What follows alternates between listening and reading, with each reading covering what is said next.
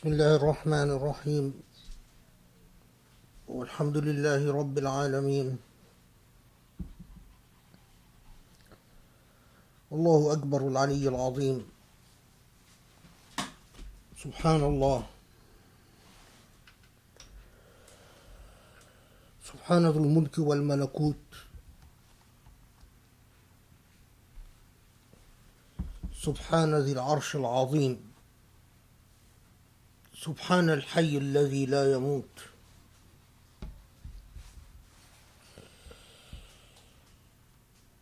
سبحان القدوس رب الملائكة والروح،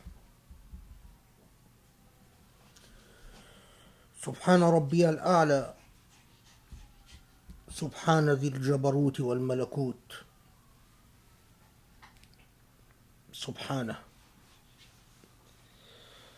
ونصلي ونسلم ونبارك على محمد النبي الأمين المرسل رحمة للعالمين، وعلى آله وأصحابه وعلى من اتبعه بإحسان إلى يوم الدين.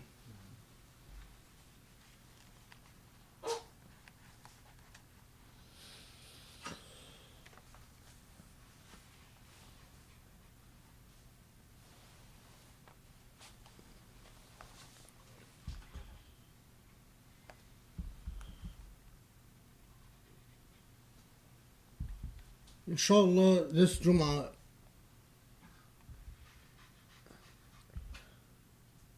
we will talk about something that surrounds all of us, a reality that we should come to terms with and understand through the lens of the light that Allah has given to us.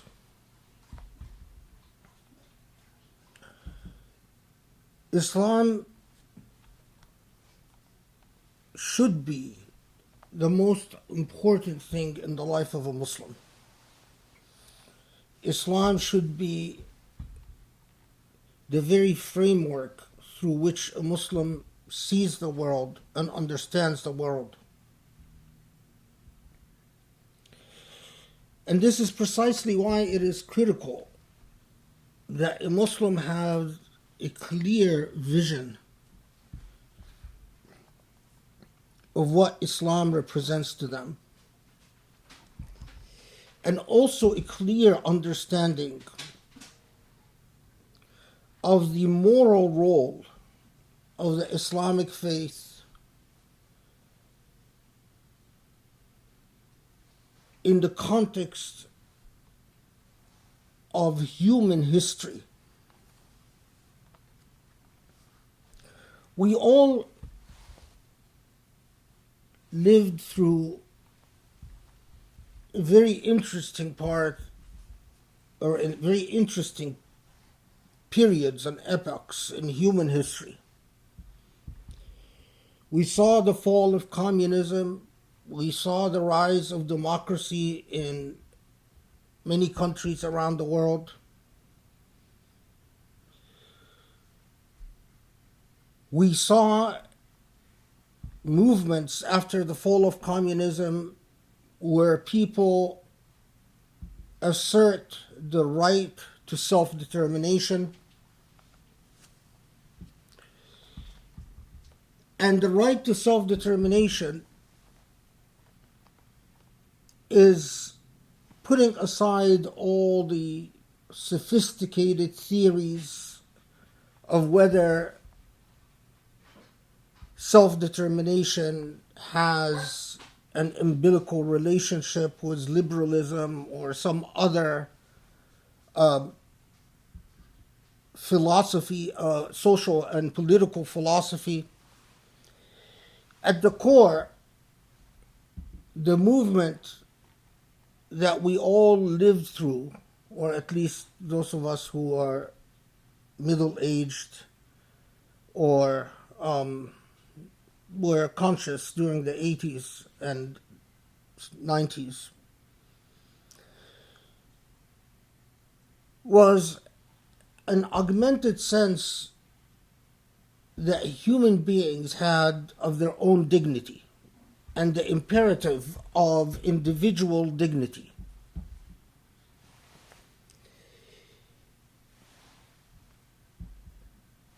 But we also live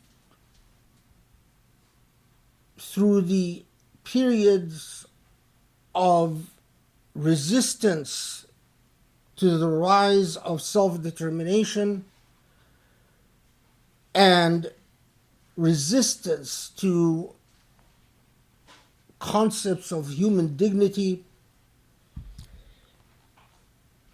In other words, this resistance takes the form of various dictatorial, authoritarian, totalitarian ways of thinking that struggle to assert themselves in order to prevent people from asserting their right to self-determination and dignity. Sometimes the battle is so unequal, as we saw, for instance, in Russia, where authoritarianism returns, or as we saw in Palestine, where there are people that are under occupation, and so Palestinians, in one form or another, ended up with authoritarian systems of governance, and their movement for self-determination and dignity was frustrated. We saw that also in China, where a nascent movement towards greater freedom and dignity was frustrated through sheer brute power and force.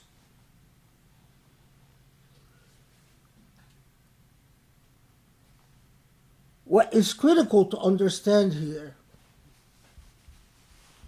is that this is the way history works, and it is critical that we understand the movement of history itself.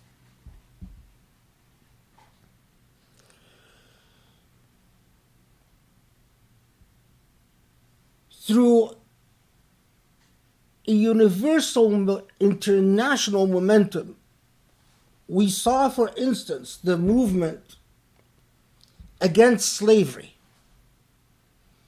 This was long before our time. It sparked the American Civil War. It sparked numerous political struggles all over Europe. It was a key ideological trope that was often used by colonial powers. So there are numerous nuances and permutations, but the core idea is that all over the world, slavery as an institution lost its legitimacy and credibility. And the entire world moved against racism, against slavery as an institution. But rest assured, in the same way that there was a movement against slavery, there was also a reactionary movement that attempted to preserve slavery in its various forms, whether through Jim Crow laws in the United States or various movements that are now forgotten in Europe, or various reactionary conservative institutions around the world that opposed the epistemological, the moral, the theological change that would end the legitimacy and the authenticity of slavery as an institution.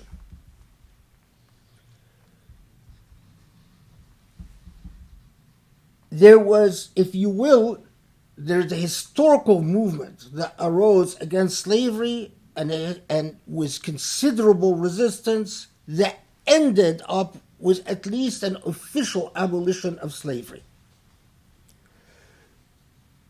Then there was a momentum, human momentum, towards fascism and communism, with various movements of resistance towards the rise of fascism, which ended up with the official, at least official, defeat of fascism. The point here is that that is the nature of human history. Ideas catch on like the spread of fire. And human ideas become like a living organism. It is breathed by people and forms a part of the consciousness and awareness of people. And for every idea that catches on like fire, there is a movement of resistance to it. But ultimately, it is very difficult to repress the movement of history.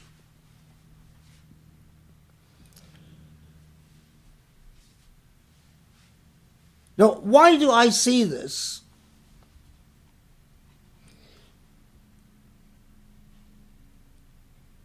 Our current problems with racism,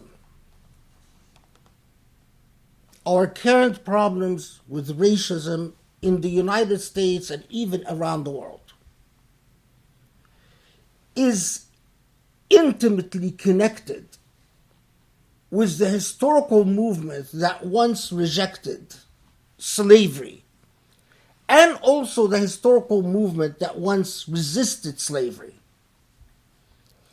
Our current problems with police authority and police brutality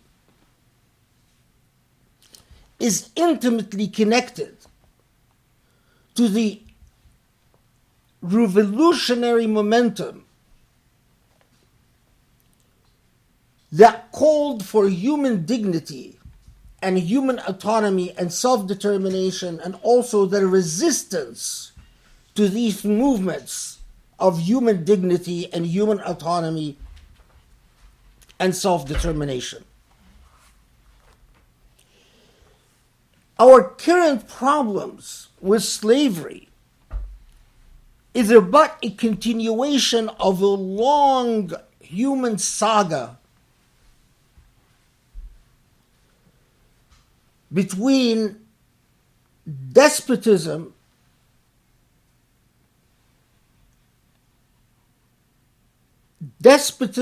control, and, if you will, liberation. In Quranic language, it is the constant saga between the mustad'afin, the oppressed, those who are demeaned and controlled and oppressed on earth, and their natural inclination to resist their oppression, and the equally natural process, natural meaning that it occurs as if it is written in the laws of nature, the natural process by which every movement that resists oppression, you have a counter movement that resists the resistance to oppression.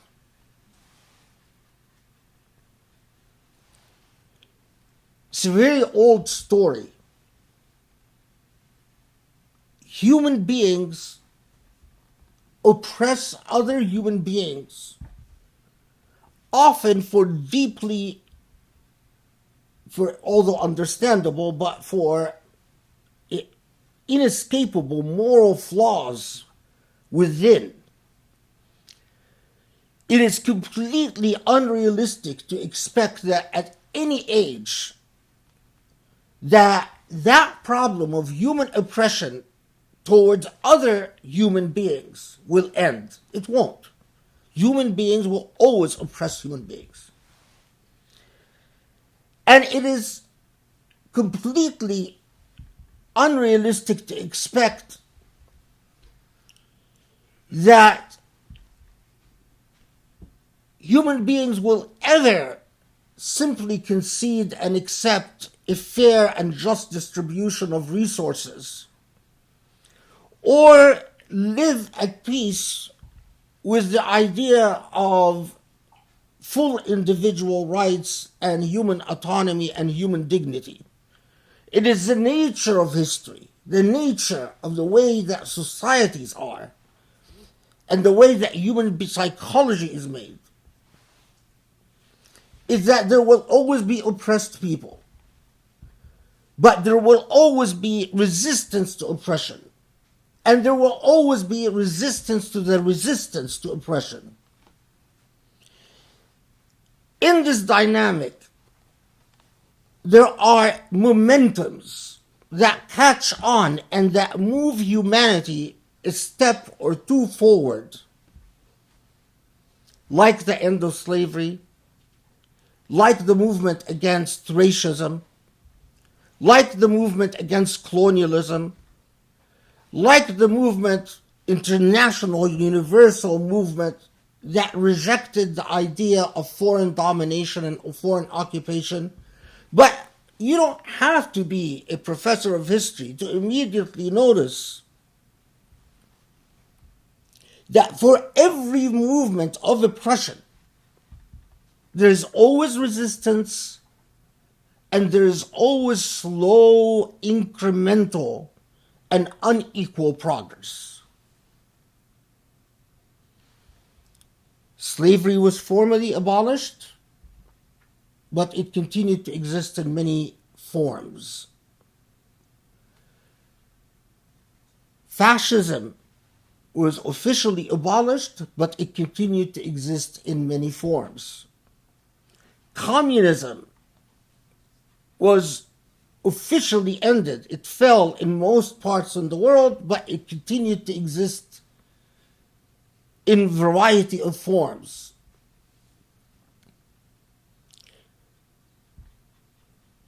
Now, the battle that we all witness is a battle, a recurring, an old yet new battle with racism.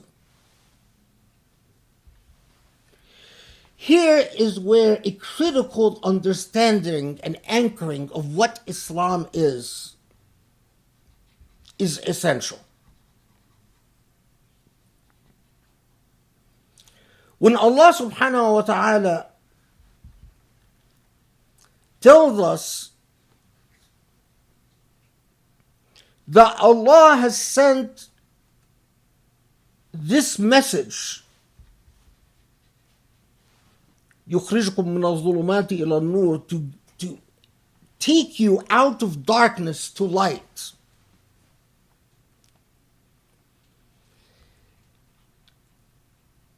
What does that mean in terms of the way that human beings live their life around the globe, and the attitude of a Muslim towards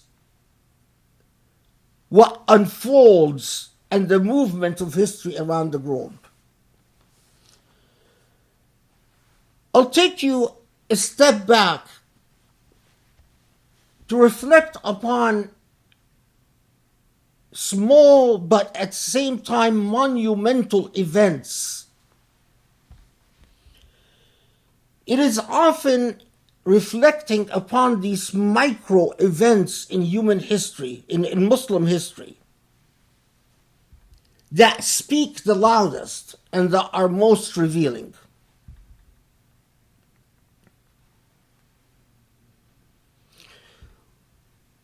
When the Prophet ﷺ sent Dahiyya Kalbi. Dahiyya Kalbi was one of the companions of the Prophet, one of the Sahaba. And he sent Dahiyya Kalbi with a message to the king of the Ghasasina, the king of the Christian Arabs who were allied to the Byzantine Empire. The Ghasasina were Christian Arabs that were an extension of the Byzantine Empire. And the Prophet ﷺ sends the Dihya Kalbi with a message inviting the king of the Ghasasina to Islam.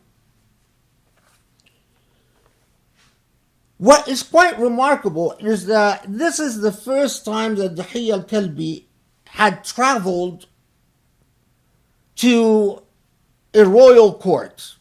Dihya Kalbi had not been to the Abyssinian royal court like earlier Muslims who migrated from Mecca to Abyssinia to escape persecution.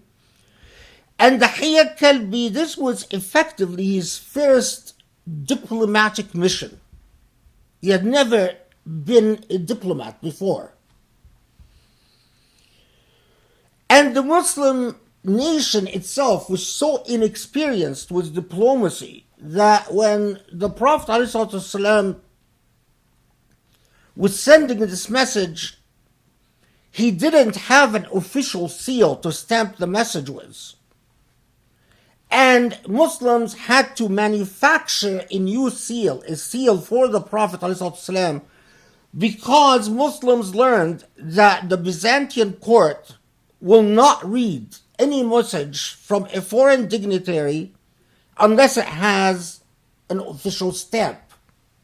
So that's the level of simplicity and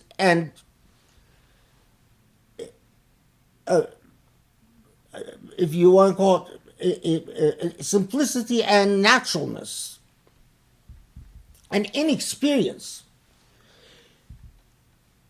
When the Dihya Kalbi travels to the Ghassanid court,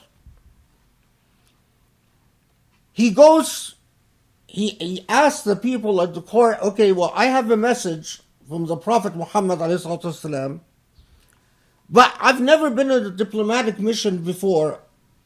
What am I supposed to do to present my message to the king? And of course, they give him a whole set of instructions. When you go in, you put it in front of the king, and then you take a couple of steps back, and you don't hand it over, you don't give it to him hand to hand, you stand at a certain distance, all this protocol and etiquette. But one critical part of the protocol is that when you first enter into the king's presence, you must prostrate. That's the way we do things in the Byzantine court, and that's the way it's been done for ages. In the Arab Byzantine court, the Ghasasina were an extension of the Byzantine Empire because although Arabs, they were Christian and allies of the Byzantines. I was always struck, Dihya Kalbi is not one of the famous Sahaba that you hear about all the time. He's not one of those that has tons of stories. But yet, I was always struck by Dihya Kalbi's response, immediate response. Prostrate before the king? I can't do that. When he is told, well, if you don't prostrate, then the king will not receive your message, he says, well, so be it. Then I'll take my message and go back. When he is told, well, if you attempt to present the message without prostrating, there is a possibility that the king will be so insulted that he will have you arrested and possibly killed, Dihya Kalbi says, well, so be it. If that happens, it happens. My reward is with Allah. Every attempt by fellow Arabs to get Dihya Kalbi to observe courtly protocol by prostrating before the king failed. And the Hayat Kalbi's response, when in this whole discussion, which lasted for days, by the way, because the people at the court were afraid that if they present him to the king and he refuses to prostrate, that the king would blame them and punish them. How dare you bring someone who refuses to prostrate in my presence? So they had long debates about what to do, whether to refuse to let the Hayat Kalbi enter in the king's presence, or whether to take the message from the Hayat Kalbi and present it themselves and never have the Hayat Kalbis in the king's presence. Or there are long discussions, but the one constant thing is that the Hayat Kalbi said, I will not prostrate. And he didn't say, I will not prostrate because I am a man of honor or I am a man of dignity. His response was very similar to the response of Muslims who had migrated to the Abyssinian court years earlier and who also refused similar courtly protocols, although not as extreme. In Islam, we don't do that. This is the Hayat Kalbi's response. In Islam, we don't do that because Islam has liberated us from the need to worship other human beings. And when the people at the court told the Hayat Kalbi, well, you're not worshiping the king, you're just observing protocol, he said, I am sorry. What I understand from my religion is that when I prostrate to Allah, I will prostrate to no other. How did Dahiyya al-Kalbi? Dahiyya al-Kalbi was not a great theologian, was not a big philosopher, was not a major jurist. How did Dahiyya al-Kalbi have this innate understanding of what Islam is? To have that type of courage, that type of rectitude, to have that fundamental understanding of what taking people from darkness to light is.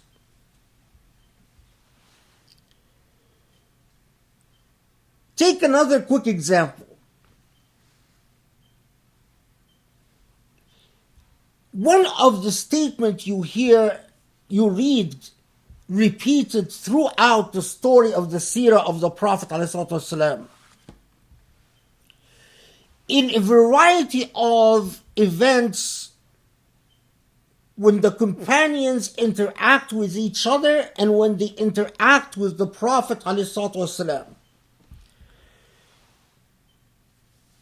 In the events surrounding the Battle of Badr, in the events surrounding the Battle of Uhud, in the events surrounding the Battle of Khandaq, in the events surrounding the crisis with Bani Nadir, the Jewish tribe of Bani Nadir, in the events surrounding the Battle of Hunayn,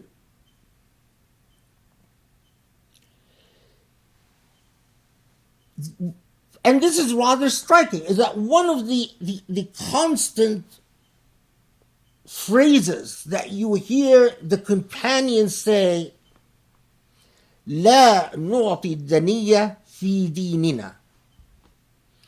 We Muslims, it's a subtle expression, but basically living our faith as Muslims, we cannot allow ourselves to be degraded or to be in a humiliated position, as if their clear understanding and innate understanding is that Islam was a message of dignity to them. And that being a true Muslim, in order to honor Islam and for Islam to honor them, in order for them to honor Islam and for Islam to honor them, is that they had to exist in a dignified existence.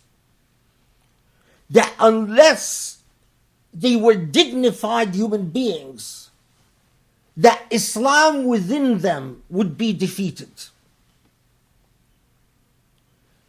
Again, you look at these micro elements to understand the truth of things.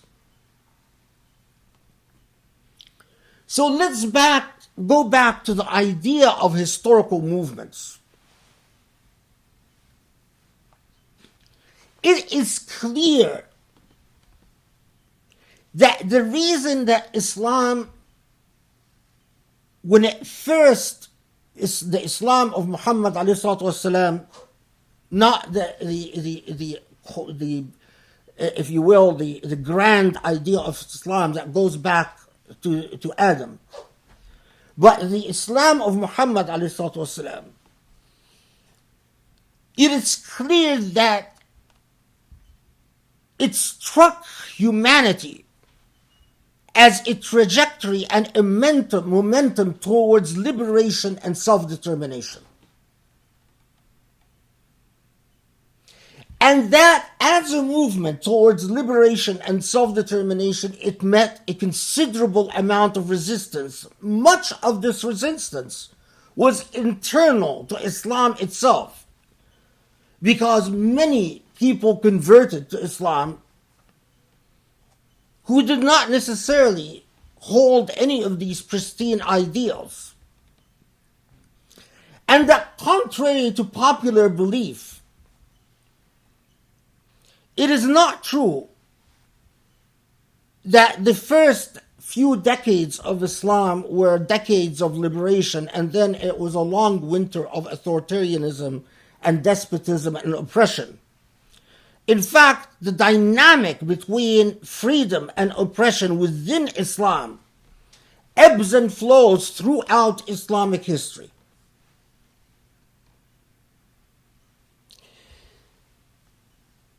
Eventually, the idea of human liberation and self-determination is suffocated in the Muslim East, and the Christian West takes the idea and runs with it. This is with the Reformation and the defeat of Catholicism and the Catholic Church, and the rise of the Reformation and the sort of radically modified church theology of Christianity. The idea of freedom in the Christian West becomes contagious, and it propels the rise of the Western civilization.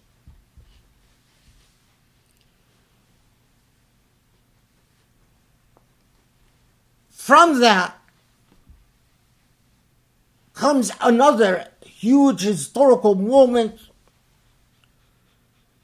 with the anti-slavery movement and the movement to abolish slavery, ironically championed by the same people who brought colonialism to the world and who shackled the world in the institution of colonialism.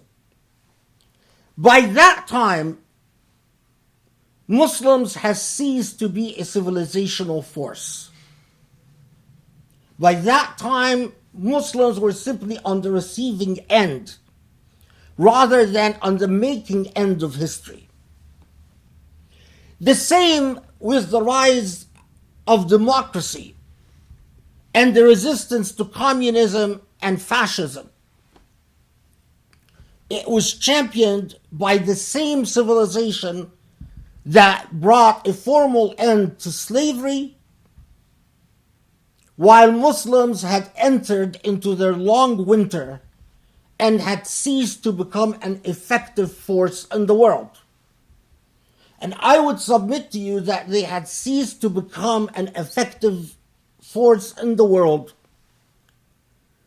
because they had forgotten the simple intuitive knowledge of الضحية الكلبي, of what it means to be a Muslim, the type of inherent dignity that Islam came to give human beings.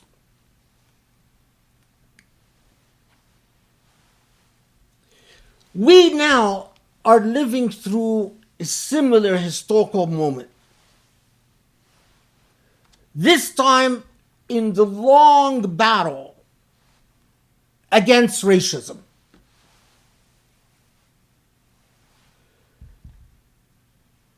Racism is very old, and it's an illness that is as old as the illness of poverty itself. Racism is intimately tied to the whole dynamic of oppression, dictatorship, unequal distribution of sources, the very idea of classes, domination and hegemony.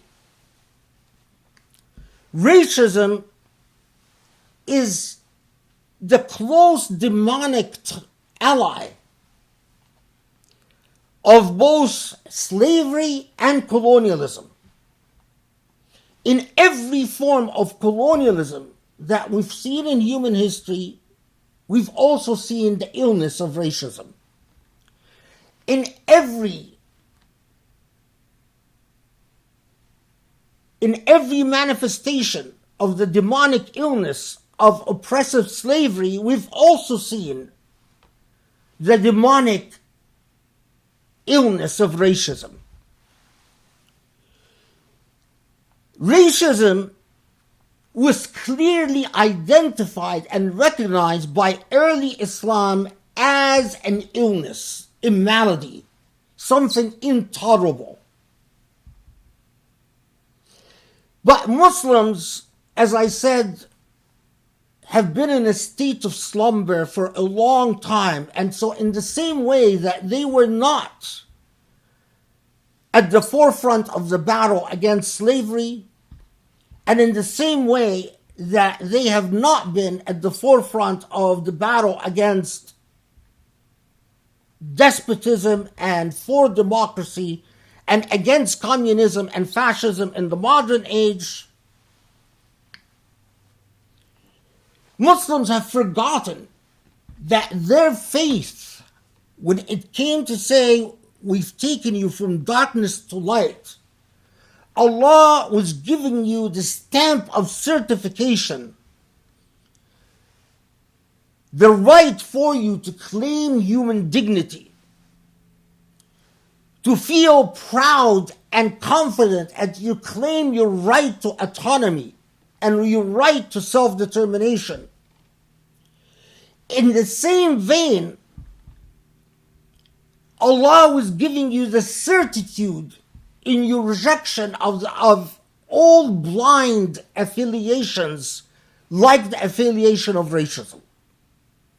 And when the Prophet ﷺ taught his followers that people are as equal as the teeth of a comb, there's no difference between an Arab and non-Arab, that pristine type of moral awareness has been in a state of slumber in the Muslim civilization now for a very long time.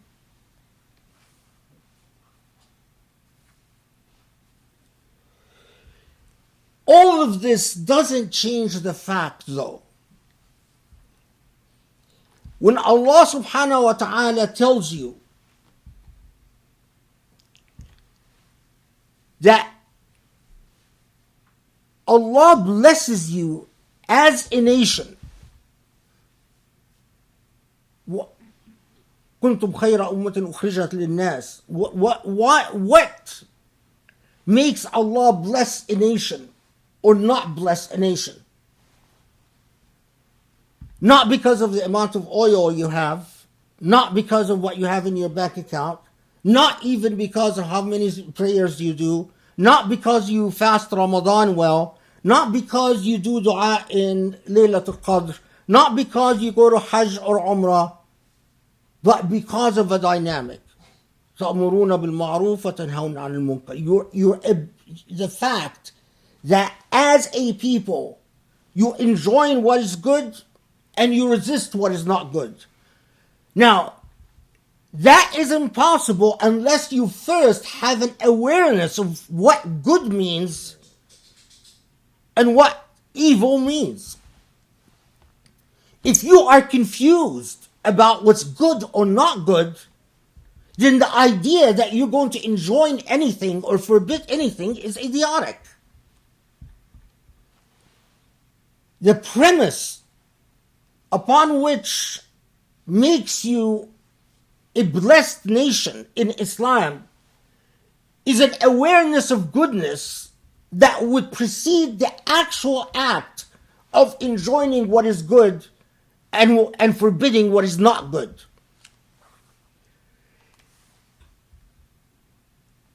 Precisely like the Hayy al-Malki,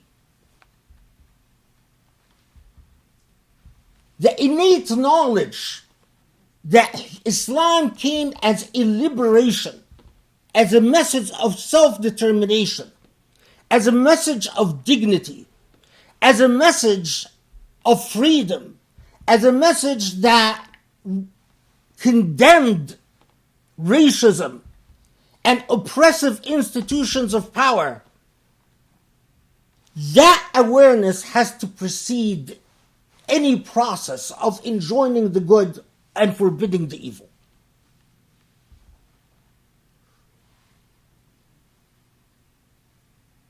The battle today is one that revolves around racism. أقول قولي هذا وأستغفر الله لي ولكم. صلى الله عليه وسلم. بسم الله الرحمن الرحيم والحمد لله رب العالمين والصلاة والسلام على محمد وعلى آله وأصحابه والتابعين بإحسان إلى يوم الدين.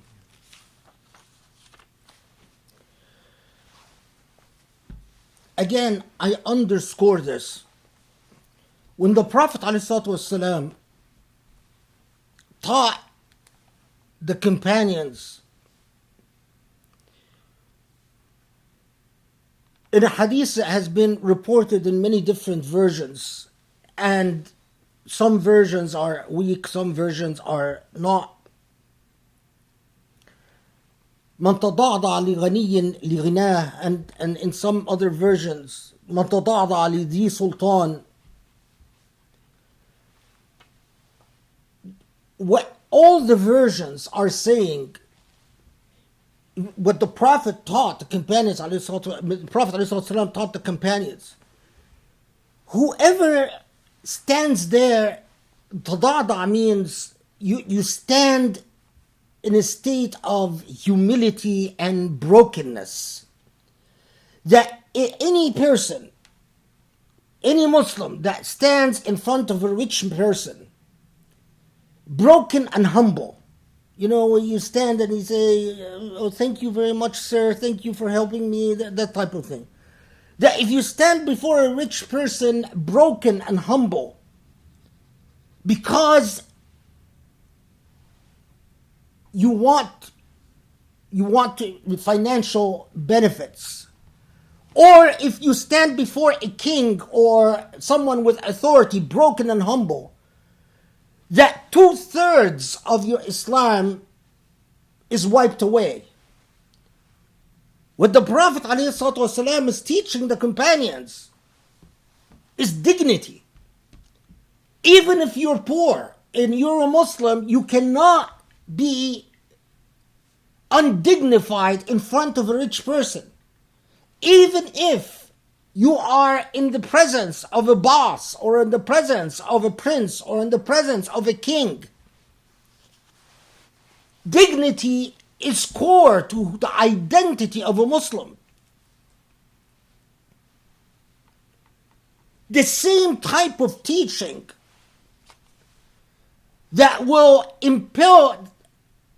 compel Muslims to spread an entire civilization around the world. Human beings, when they lose their sense of dignity, when they become broken, they lose their creativity, they lose their sense of being, and they cannot produce, they cannot think. They become like animals when they are terrified and scared. They are always cowering, going for shelter. Human beings die in life whenever you take their dignity away. And that is precisely why Allah subhanahu wa ta'ala in the Quran rejects the idea of Muslims who are Muslims coercively. لا إكراه في الدين قد تبين الرشد من الغي. There can be no compulsion in religion. Throughout, when you look at the life and the message in its pristine form, dignity is core to the identity of a Muslim. The lack of dignity teaches the human heart and human soul hypocrisy. And a hypocrite is a liar. And a liar can never be a good Muslim or a moral human being. Learn this as a golden rules. You need dignity because you want to avoid hypocrisy. And you want to avoid hypocrisy because you cannot be a liar. Because if you are a liar, even the aspiration of existing in light is gone. There can be no light with a dishonest existence.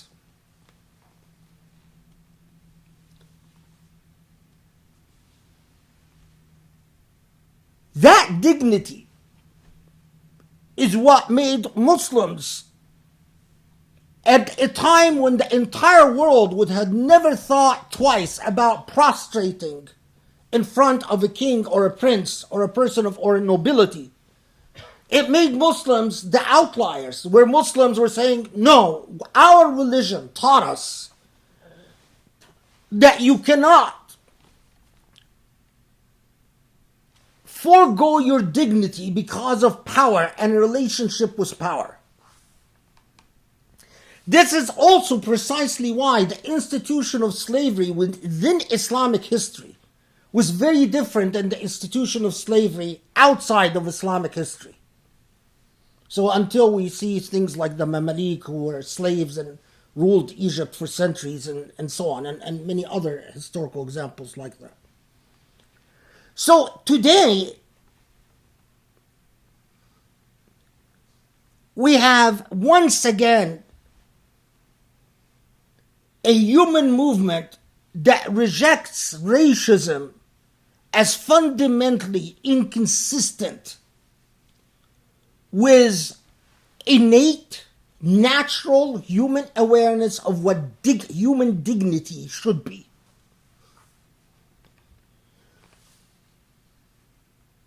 An innate awareness that you cannot be immoral people if you are a racist people. An innate awareness, and again, innate meaning that none of the people who go out in these demonstrations and who are resisting racism need to be great philosophers. They know it intuitively. That if you are a society that allows for systemic and institutional racism, it also means that you are an immoral society. That your claims to morality are deceitful and hypocritical. And that if racism exists within your society as a systematic and an institutional reality, that it doesn't affect the members of the minority alone, but it is darkness that descends upon your entire social reality, your entire social being. Put it differently. The innate awareness is that when Floyd is murdered, this one individual is killed the way he is killed. And when the United States, the American people as a people, fail to rise against racism, the darkness that descends upon the nation because of that is total and complete. That you cannot claim to be a nation of light, a nation of freedom, a nation of morality, a nation of justice, a nation of principles, if you allow for racism to exist,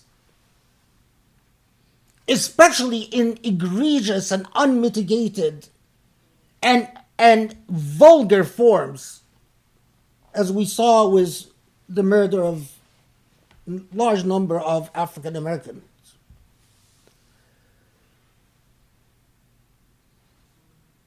But in the same way that there is a movement against racism, rest assured, in the same way that there was a movement that wanted slavery to survive, a movement that wanted colonialism to survive, a movement that wants fascism to survive, that wants communism to survive, there is and will always be a movement that is reactionary and that will resist human progress, and that will, these are twisted souls, but they are a reality.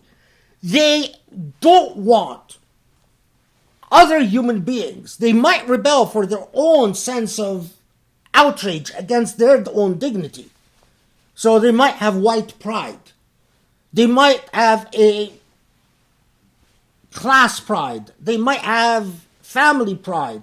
But they don't want other human beings to enjoy full and equal dignity. So there will always be a movement to resist. To every action, there is a reactionary movement. To every progressive movement, there is always a reactionary movement resisting it. What concerns me here is the position of Muslims in this.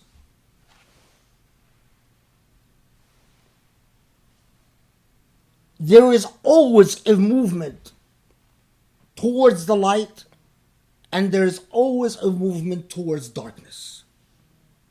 And I submit to you that throughout history, you will always find a movement that upholds principles that are equal, or that when you unpack these principles, you find that these principles are pro-human oppression.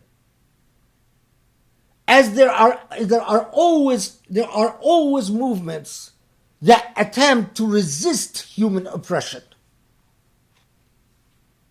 Now the question for you as a Muslim and as a believer is, where do you stand?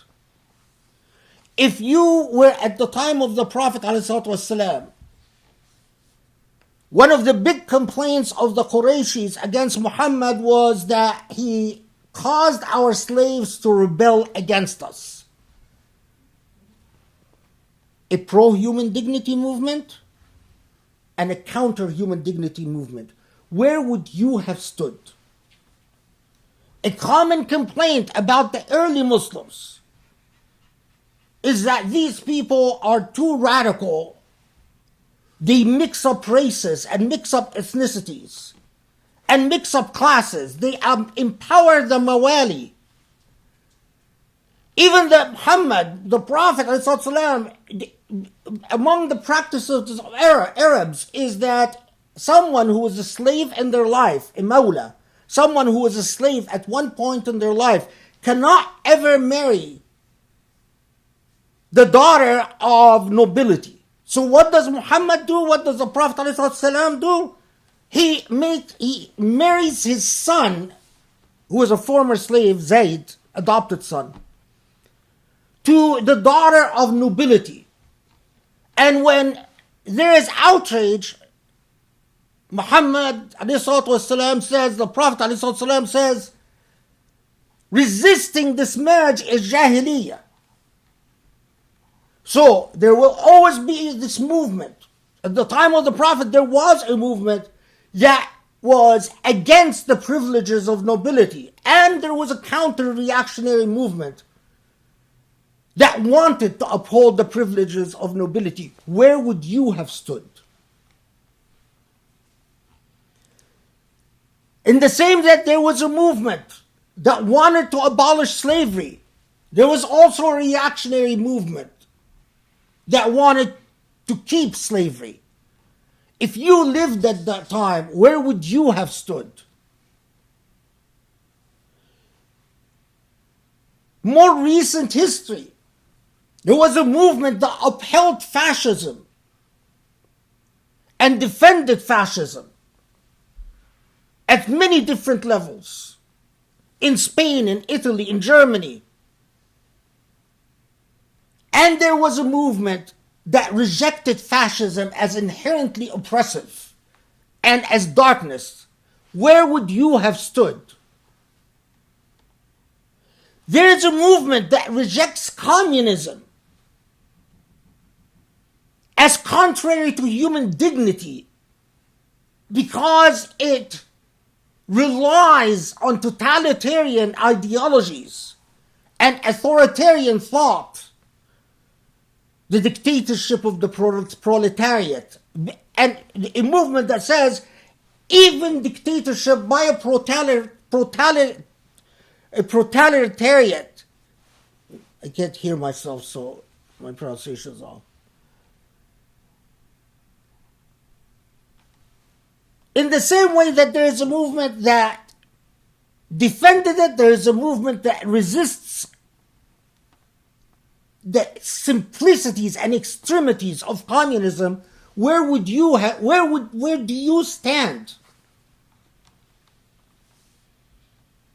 In our historical moment, there is a movement that is saying enough with racism in its various forms and permutations. And there are, rest assured, whether you see them or you don't see them, reactionaries that say, that are comfortable with the darkness of racism, that want to shelter racism in its various forms. Where do you stand? But most critical of all, as Muslims, we have been outside the cycle of history. Our positions as Muslims have not mattered for long enough.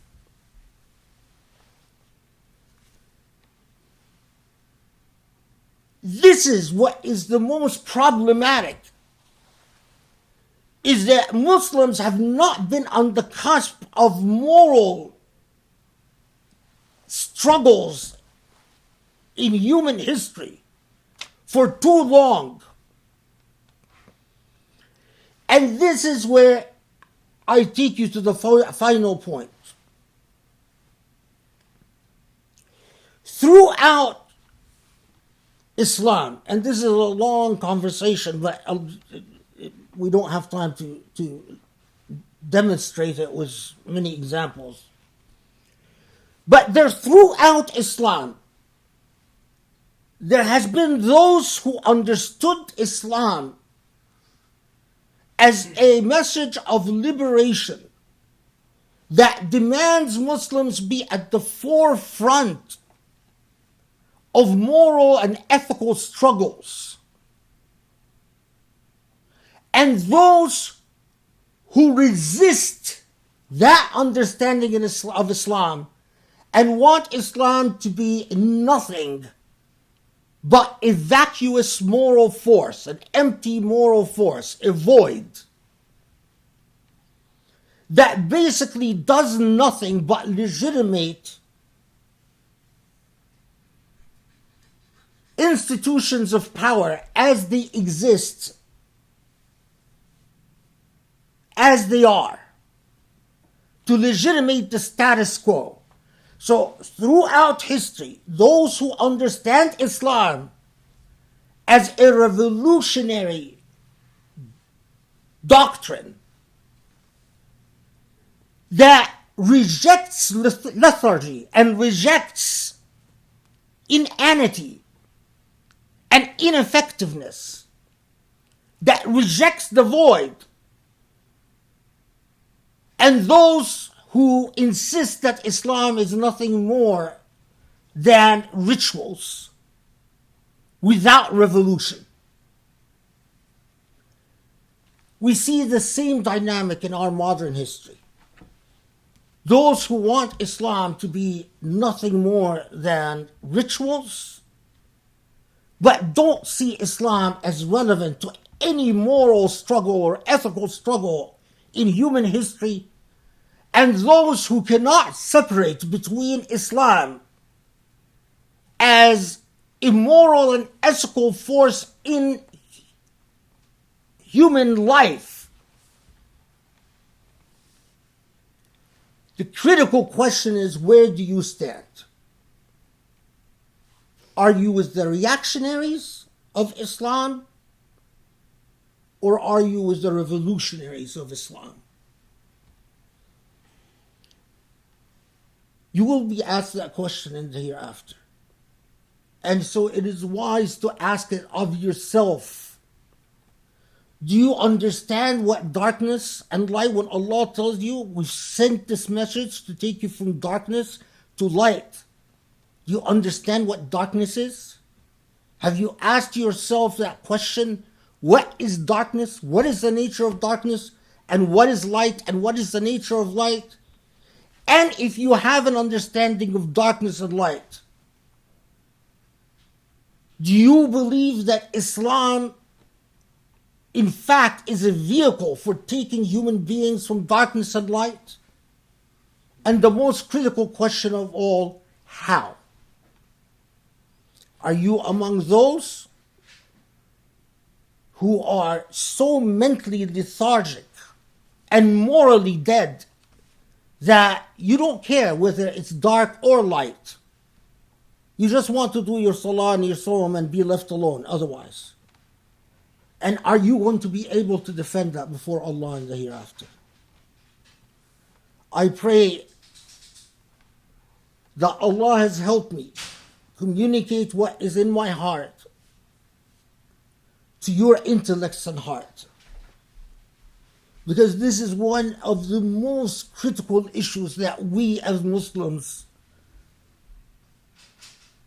have confronted and will continue to confront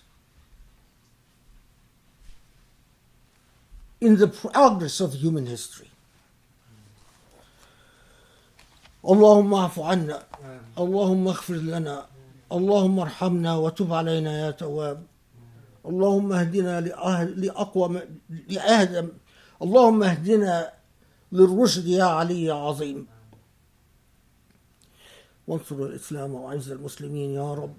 Allah, forgive our sins, grant us guidance, grant us your blessings, and grant us the ability to see the darkness for what it is, and to see light for what it is, and to have the courage and the power to seek the light and to resist the darkness, even if all goes astray all around us. Ya Rab, wa salli wa sallim wa barik ala Muhammad wa alihi wa sahbihi. Wa qim as-salah.